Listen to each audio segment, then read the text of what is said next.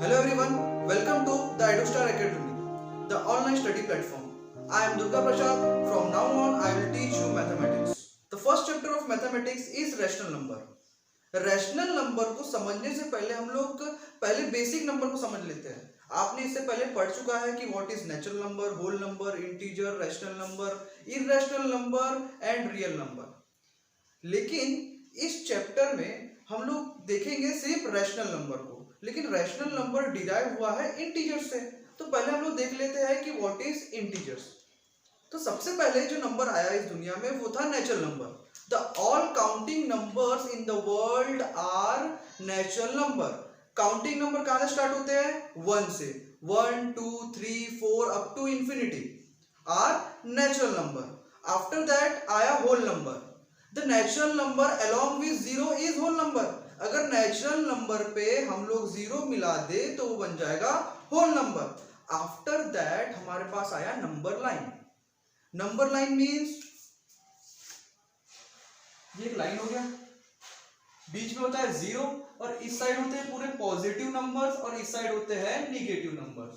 तो यहाँ पे होता है 1 2 3 4 5 अप टू पॉजिटिव इंफिनिटी. और लेफ्ट हैंड साइड में क्या होता है? -1 -2 -3 अप टू माइनस इंफिनिटी. तो ये जो नंबर लिखा हूं मैंने नंबर लाइन में, तो ये सब क्या है? Integers. All the positive and negative number along with zero are integers. अब इंटीजर से डिराइव हुआ है रैशनल नंबर. तो रैशनल नंबर की डेफिनेशन देखो बहुत ही इजी है. द नंबर्स, देखिए मैं लिख भी रहा हूं, the numbers which is in the form of p by q. देखिए p by q मतलब numerator upon denominator, where p and q are integers. p और q क्या है? इंटीजर्स. मतलब p क्या हो सकता है? 1 2 0 -1 -2 -100 and so on. Similarly q क्या हो सकता है? 1 2 3 -1 -2 -3. But q is not equals to 0. लेकिन जो q है, जो डिनोमिनेटर है, वो जीरो नहीं हो सकता. Because anything upon zero is not defined. If I divide 2 by 0 तो उसका आंसर आएगा नॉट डिफाइंड. देखिए नॉट डिफाइंड का मतलब है वो क्या है हमको पता नहीं. तो जो चीज पता ही नहीं तो हम लोग उसको रैशनल नंबर कैसे बोल सकते हैं? बात समझ में आ रही है? तो रैशनल नंबर की डेफिनेशन क्या हो जाती है?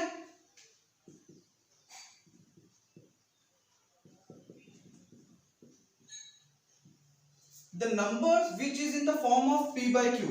जो न्यूमरेटर अपॉन डिनोमिनेटर के फॉर्म में होता है उसे हम लोग क्या बोलते हैं? Rational number. लेकिन न्यूमरेटर और डिनोमिनेटर क्या होना चाहिए? इंटीजर्स होना चाहिए. मतलब न्यूमरेटर मतलब p एंड q क्या होना चाहिए? इंटीजर्स होना चाहिए. और denominator that is q is not equals to 0. अगर q 0 हो गया तो नॉट डिफाइन हो जाएगा. नॉट डिफाइन को हम लोग रैशनल नंबर नहीं कह सकते. आइए कुछ एग्जांपल देख लेते हैं जो आपके बुक के पेज नंबर 5 में गिवन है. देखिए वहां पे लिखा हुआ है p, फिर लिखा हुआ है q, फिर लिखा है p by q. ओके. और यहाँ पे p की वैल्यू दी है. तो देखो यहाँ पे क्या है? 1 और यहाँ पे भी 1 है. तो p by q हो जाएगी. p की वैल्यू 1 है, q की वैल्यू 1 है, तो ये हो जाएगा 1 by 1. देखिए 1 एक इंटीजर है और ये 1 भी क्या है? इंटीजर है. तो इंटीजर इंटीजर के फॉर्म में है, मतलब ये क्या हो गया?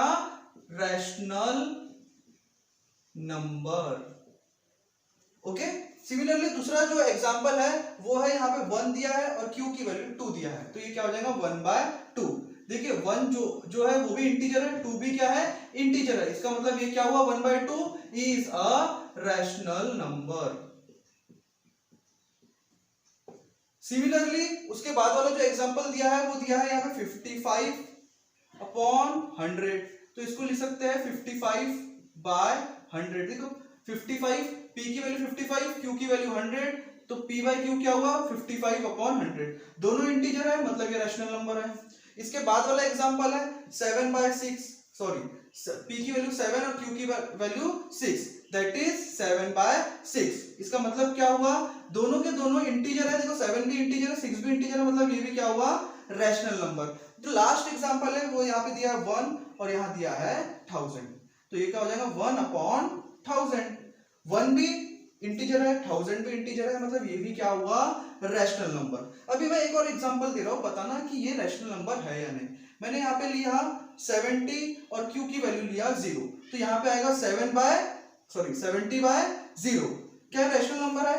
देखिए 7 इंटीजर है, सॉरी 70 इंटीजर है, 0 ये भी इंटीजर है, बट डिनोमिनेटर q जो है वो 0 नहीं हो सकता, ठीक है। Denominator that is q is not equal to 0। देखो q तो 0 हो गया है, q की वैल्यू 0 हो गई, इसका मतलब ये not a rational number. Okay, सिर्फ एक ही कंडीशन है कि वो रैशनल नंबर नहीं हो सकता, that is q equals to 0। जो हमारा नेक्स्ट टॉपिक है वो है standard form of rational number. देखिए हम लोग देखते हैं what is standard form of rational number. बहुत इजी है। A rational number can be in standard form, एक रैशनल नंबर स्टैंडर्ड फॉर्म में हो सकता है if the common factor of numerator and denominator is 1। अगर आपका कॉमन फैक्टर न्यूमरेटर और डिनोमिनेटर क्या हो 1 हो, ठीक है, तो उस फॉर्म को क्या बोलेंगे हम लोग standard form. And if there is a negative sign with denominator then the negative sign should be with numerator. अगर डिनोमिनेटर को नेगेटिव साइन है तो वो नेगेटिव साइन न्यूमरेटर को ट्रांसफर हो जाएगा। ओके, आइए देखते हैं एक एक्सप्लेनेशन से। इफ देखिए 7/9 एक नंबर है 7/9, क्या ये स्टैंडर्ड फॉर्म में है क्या, देखते हैं। ठीक है, 7 एंड 9 में कोई कॉमन फैक्टर है क्या अदर देन 1। देखिए 1 तो सबका कॉमन फैक्टर होता है, लेकिन अदर देन 1 7 और 9 में कोई कॉमन फैक्टर है क्या, नहीं है, तो ये क्या हुआ स्टैंडर्ड फॉर्म। ओके, उसके बाद एक नंबर लेते हैं दैट इज 9 एंड 12। देखिए 9 और ये रहा 12, 9 और 12 में कोई कॉमन फैक्टर है क्या, है, देखिए 3 है कि नहीं, 3। देखो 9 के टेबल में 9 जो है वो 3 के टेबल में आता है, 3 3 और 12 वो भी 3 के टेबल में आता है, 3 into 4। तो हम लोग क्या करेंगे, ये कॉमन फैक्टर से दोनों को डिवाइड कर देंगे। ओके, तो ये क्या हो जाएगा 9 डिवाइड बाय 3, 12 डिवाइड बाय 3। तो 9 को अपने 3 से डिवाइड किया तो आंसर क्या आएगा 3, 12 को 3 से डिवाइड करेंगे तो क्या आ जाएगा 4। तो ये मैंने क्या कर दिया, स्टैंडर्ड फॉर्म में चेंज कर दिया। ये स्टैंडर्ड फॉर्म में था और इससे स्टैंडर्ड फॉर्म में नहीं था, मैंने उसको स्टैंडर्ड फॉर्म में चेंज किया। इसके बाद हम लोग स्टेप देखेंगे कि what are the step involving in changing rational number into standard form. Okay, एक और एग्जांपल देखते हैं, जैसे 7/-9। तो पहले देखिए 7 और 9 में कोई कॉमन फैक्टर है क्या, हमने यहाँ पे देखे थे नहीं है, बट 9 को माइनस है और डिनोमिनेटर में माइनस है, तो ये माइनस जो है वो ऊपर चल जाएगा, तो क्या हो जाएगा -7/9। तो ये स्टैंडर्ड फॉर्म नहीं है, ये स्टैंडर्ड फॉर्म है। ओके दोस्तों, अब हम देखेंगे changing of rational number into standard form. जो नेक्स्ट टॉपिक है वो है चेंजिंग अ rational number into standard form. ठीक है, देखिए changing a rational numbers into standard form. Okay, हमें किसी एक रैशनल नंबर को स्टैंडर्ड फॉर्म में चेंज करना है। आपके बुक में 2 ही स्टेप दिए हैं, मैं आपको 3 स्टेप बताऊंगा। ओके, तो स्टेप 1,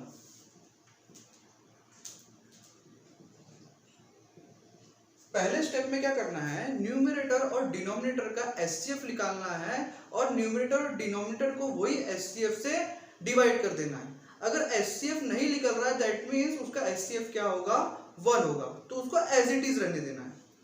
देखते हैं कैसे। ठीक है, हम लोग स्टेप 1 में क्या लिखेंगे, डिवाइड न्यूमरेटर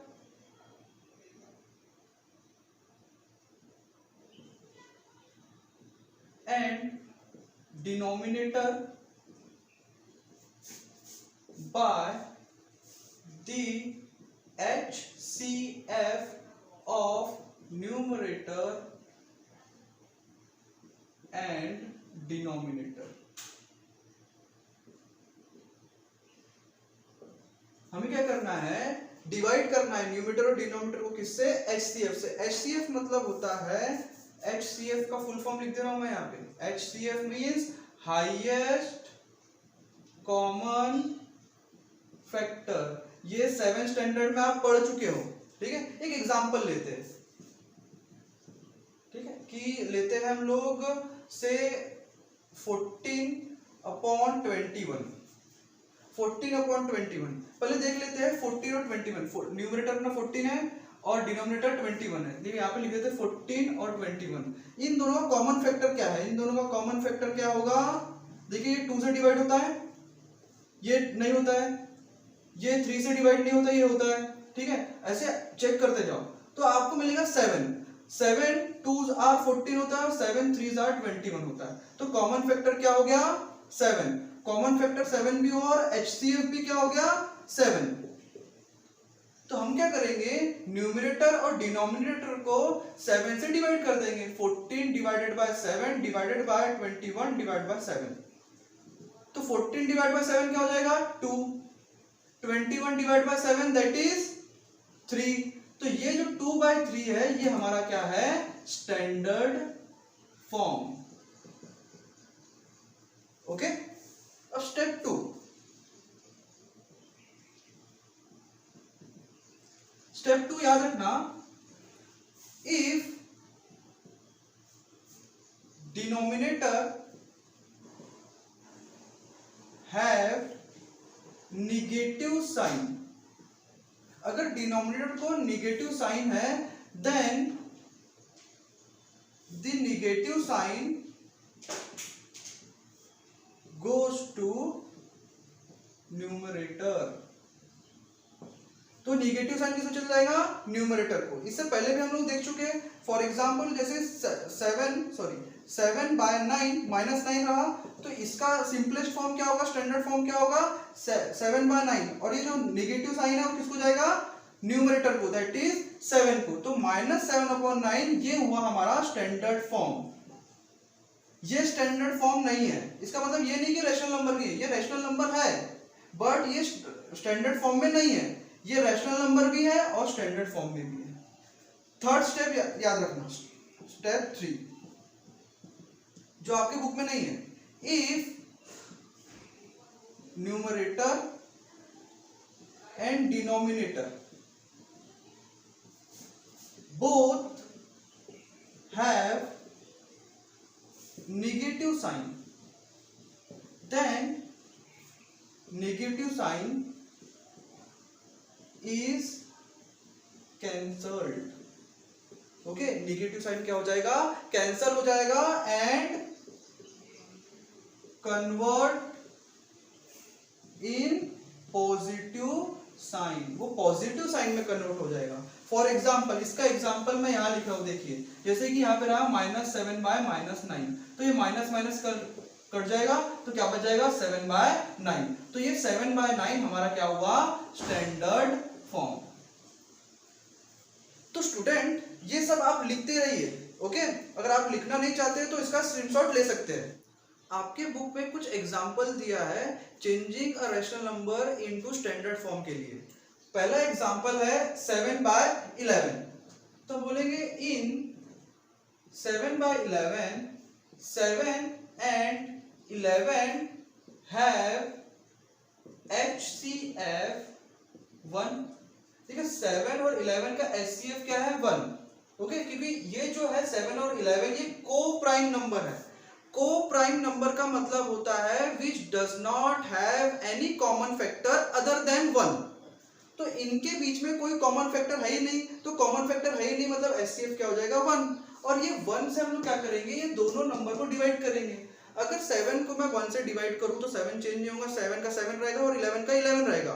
तो इसका स्टैंडर्ड फॉर्म क्या रहेगा, स्टैंडर्ड फॉर्म क्या रहेगा इसका 7/11 ही रहेगा। ओके, कि इनके बीच में कोई कॉमन फैक्टर है ही नहीं, मतलब ही इनका HCF क्या है, 1 है। अब सेकंड क्वेश्चन देखते हैं 11 बाय -15। देखिए इन 11 बाय -15, 11 and 15 have HCF 1। देखिए 11 और 15 भी क्या है, को प्राइम नंबर है, तो इनका HCF भी क्या रहेगा, 1। तो इसका भी स्टैंडर्ड फॉर्म क्या रहेगा, 11 बाय 15। बट माइनस जो है वो डिनोमिनेटर में है। हमारा सेकेंड स्टेप क्या था, अगर डिनोमिनेटर को माइनस है तो ये माइनस किसको चल जाएगा, न्यूमरेटर को, तो यहाँ पे आएगा -11 by 15। Third example -25 by 30। In -25 by 30, 25 and 30 have HCF equals to 5। देखिए 25 को क्या लिख सकते हैं, 5 into 5, और 30 को लिख सकते हैं 5 into 6। तो दोनों का जो कॉमन फैक्टर है क्या है, 5। दैट मीन्स HCF क्या है, 5। तो हम लोग क्या करेंगे स्टैंडर्ड फॉर्म के लिए, 25 को डिवाइड बाय 5 करेंगे और 30 को भी डिवाइड बाय 5 करेंगे। दोनों न्यूमरेटर और डिनोमिनेटर को HCF से क्या कर देंगे, डिवाइड कर देंगे। तो 25 divide by 5 that is 5, 30 divide by 5 that is 6। तो ये 5/6 हमारा क्या हुआ, स्टैंडर्ड फॉर्म हुआ। और माइनस था तो न्यूमरेटर का था, तो न्यूमरेटर को रहेगा तो न्यूमरेटर को ही रहेगा, वो चेंज होने वाला नहीं है। तो रहेगा -5/6। ये हमारा क्या हो गया, standard form. Next example that is 9/6। देखिए यहाँ पे नेगेटिव साइन तो नहीं है, तो हम लोग बोलेंगे इन 9/6, 9 and 6 have HCF 3। 3 3s are 9, 3 2s are 6। तो क्या हो जाएगा स्टैंडर्ड फॉर्म, हम लोग 9 और 6 को दोनों को डिवाइड करेंगे इससे, HCF से दैट इज 3 से। तो क्या हो जाएगा 9 divide by 3 divided by 6 divide by 3। 9 divide by 3 3, 6 divide by 3 2, तो ये हो जाएगा 3/2। ये हमारा क्या हो गया, स्टैंडर्ड फॉर्म। इसके बाद देखेंगे -7/9। इन -7/9, 7 and 9 have HCF 1। तो स्टैंडर्ड फॉर्म क्या हो जाएगा उसका, अगर 7 को 1 से डिवाइड करेंगे तो वो 7 ही रह जाएगा, और 9 को 1 से डिवाइड करेंगे तो 9 ही रह जाएगा, और माइनस साइन किसको था, न्यूमरेटर को था, तो न्यूमरेटर को ही रहेगा। अगर डिनोमिनेटर को रहता तो न्यूमरेटर को ट्रांसफर कर देते। तो ये हमारा हो गया स्टैंडर्ड फॉर्म। सो स्टूडेंट, इस वीडियो में इतना ही। नेक्स्ट वीडियो में हम पढ़ेंगे रैशनल नंबर और number line, comparison of rational numbers and equivalent rational numbers. तो मिलते हैं नेक्स्ट वीडियो में।